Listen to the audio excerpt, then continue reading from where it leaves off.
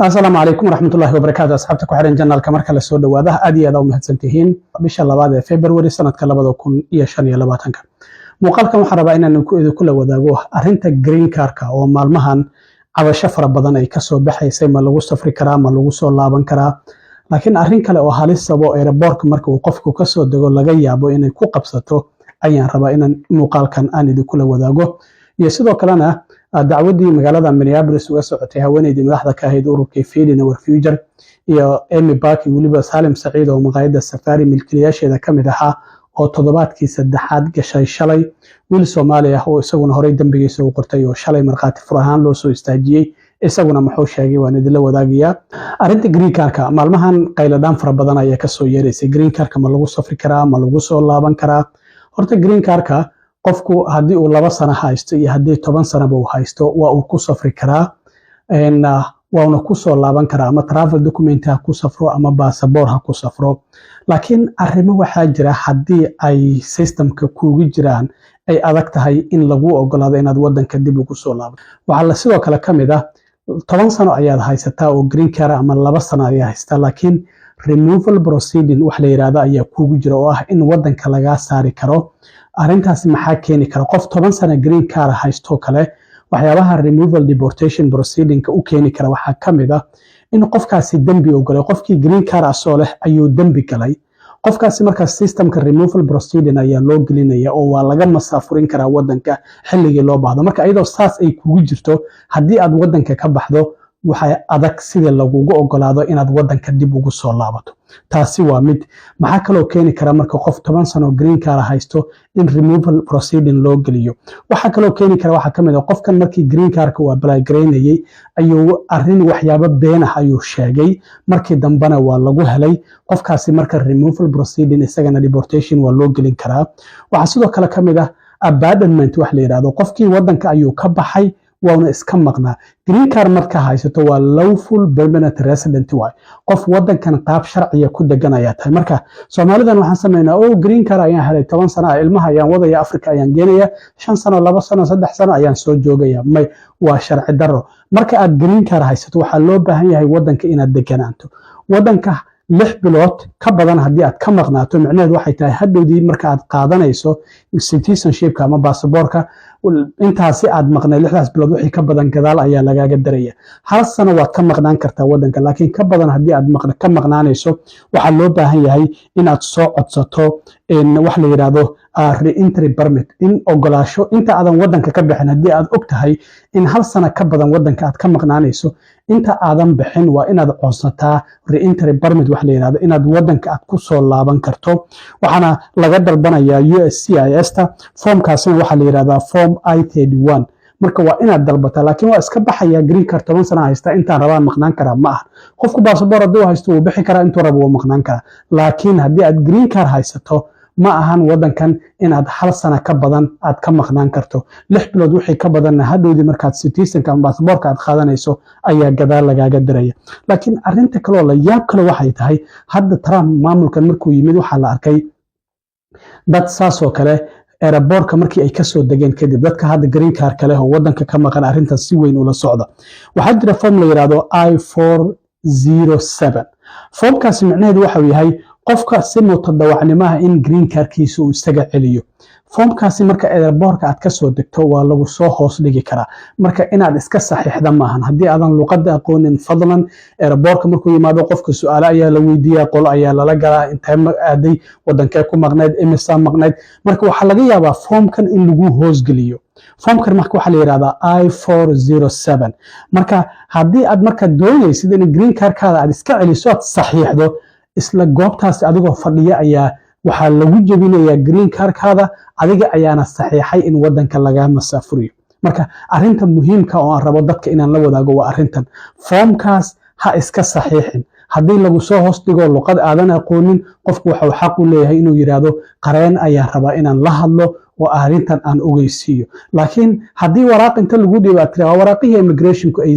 dhiibi jireen oo aad iska saxiixdo waxa aad saxiixaysa waxay tahay inaad si mutadawacnimo ah aad green cardkaadii aad isaga celisay isla markaana wadanka waa lagaa masaafurinaya green cardkaadana hortaada ayaa lagu jebinaya dadka qaar ayay hadda ku dhacday muddadii hadda bil uu Trump joogay dad ayay sidaasi ku dhacday oo foomkaas intay saxiixeen isla markiiba green cardkii hortooda lagu jebiyey wadankana laga masaafuriyey marka qayb waxaa ku jirto qaybta yar oo aan idin tusi doono muuqaalka aad ka arkaysaan waxaad leedahay marka aad saxiixdo anigoo og ayaad leedahay ayaan waxaan caddaynayaa in wadankan aanan sii deganaanaynin sidaa darteed aan foomkan ogolaaday inaan saxiixay isla markaana aan iska celiyey green cardkaygii xitaa green cardka qofka waxaa ka celin kara judge ama qareen inuu maxkamad hortago marka waxaad leedahay xuquuqdeydii ahayd in aan qareen hortago oo green cardkan qareenkaasi uga celiyo xitaa aniga ayaa weefgareeyey marka anigoo maskaxdaydu joogto oo caafimaad qabo oo og ayaan saxiixay waraaqdan waxaana iska celiyey green cardkaygii marka haddii aad qalinka ku duugto oo aad halkaasi saxiixdo adiga ayaa ismasaafuriyey green cardkaadina halkaasi ayaa lagaaga qaadanaya foomka halkan ayaan soo saari doonaa waana idin tusi doonaa marka dadka arintaasi ayaan rabay inaan uga digo waa ay dhici kartaa eeraboorada qaarkoodna hadda waa ay ka dhacaysaa foomkaasi marka dadkeena Soomaalida inta badan luqadda ma yaqaanaan haddii waraaqa la iska soo hoos dhigo waxay laga yaabaa inay yiraahdaan waa immigrationkii waraaqa caadi oo aad iska saxiixdo qalinka aad ku duugto arintaasi marka inay ka digtoonaadaan dadka Soomaalida ah ayaan marka muuqaalkan u soo sameeyay foomkaasi inuu jiro eeraboorada qaarkoodna dadka laga saxiixayo sidaa darteed ka digtoonaada dadka hadda wadanka ka maqan oo wadanka ku soo laabanaya arintan halala wadaago fadlan waxaa laga yaabaa inay ku dhacdo marka ay wadanka ay ku soo laabtaan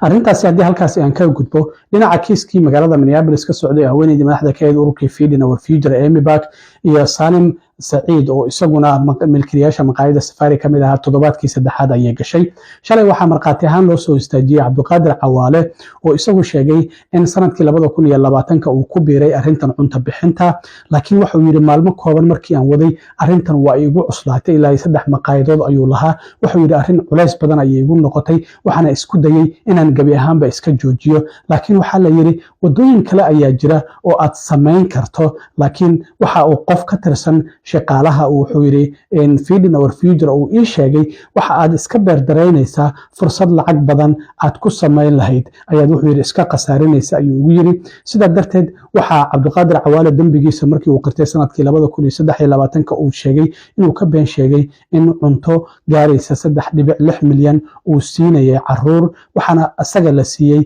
lacag gaaraysa 11.8 milyan oo dollar laakiin lacaga kickbackana isagu waxa uu bixiyay oo shaqaalaha Feeding Our Future uu siiyay marka lacagta lagu soo dhameeyo aduna xoogagaadi waa inaad iska bixiso marka lacag 83,000 oo dollar ayuu sheegay shaqaalaha Feeding Our Future in uu siiyay marka cross examinationkii markii lagu sameeyay ayaa qareenka Amy Back uu su'aalahan soo socdo uu weydiiyay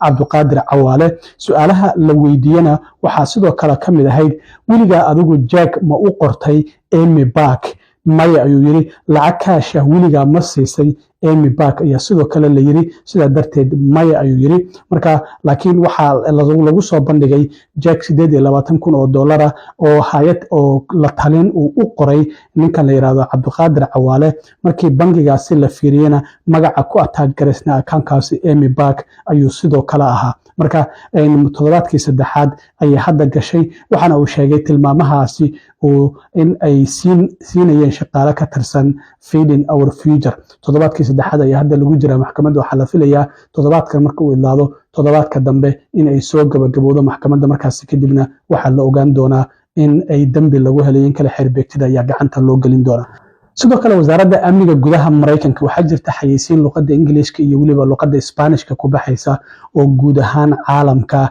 laga daawanayo xayeysiintaasi waxay tahay oo wasaaradda amniga gudaha Christine Noem ay soo bandhigtay wasiirka wasaaradda amniga gudaha in lacagtan malaayiin dollar ay ku baxaysa xayeysiinta sida darteed waxaa leenahay dadka sida sharci darrada ku jooga wadankeena waa inay isaga baxaan kuwa hadda kadib isku soo dayaya in ay wadankan yimaadaan oo dambiilayaal ahna waa in aysan wadanka Mareykanka marnaba aysan imaanin waxay dhahaan haddii aad imaataan waan idin ugaarsan doonaa waana idin soo xiri doonaa kadibna waan idin masaafurin doonaa iyadoo sidoo kalena hadda hogaankii ay sidoo kalena isbedel lagu sameeyey oo Trump uu yiri maxay tahay dad fara badan lama soo qabanayo dad fara badanna lama masaafurinayo sida darteed isbedel ayaa hogaankii ICE lagu sameeyey ninkii sida ku meel gaarka u hayay waa laga qaaday nin kale ayaa loo dhiibay marka bal xayeysiintan oo wasaaradda amniga gudaha luqadaha Isbaanishka iyo Ingiriiska ayna guud ahaan caalamka looga daawanayo oo dadka doonaya Mareykanka inay sharci darro ku soo galaan iyo kuwa hadda joogaba la leeyahay si mutadawacnimo uga baxa haddii kale waan in masaafurinaynaa xayeysiintan bal wax yar ila daawada. I'm Kristi Noem, the United States Secretary of Homeland Security. Thank you, President Donald J. Trump, for securing our border and putting America first. Let me deliver a message from President Trump to the world. If you are considering entering America illegally, don't even think about it. Let me be clear. If you come to our country and you break our laws, we will hunt you down. Criminals are not welcome in the United States. For too long, weak leadership has left our borders wide open, flooding our communities with drugs, human trafficking, and violent criminals. Well, those days are over. Under President Trump, we are defending American families and restoring their safety. If you try to enter illegally, you will be caught, you will be removed, and you will never return. Follow the law, and you'll find opportunity. If you break it, you'll find consequences. Strong borders mean a stronger America. President Trump is making America safe again. aad iyo aad u mahadsantiin asxaabta intaan mar kale kulmi doono waa saaxiibkeen cilmi waaro idin la sida iyo nabadgelyo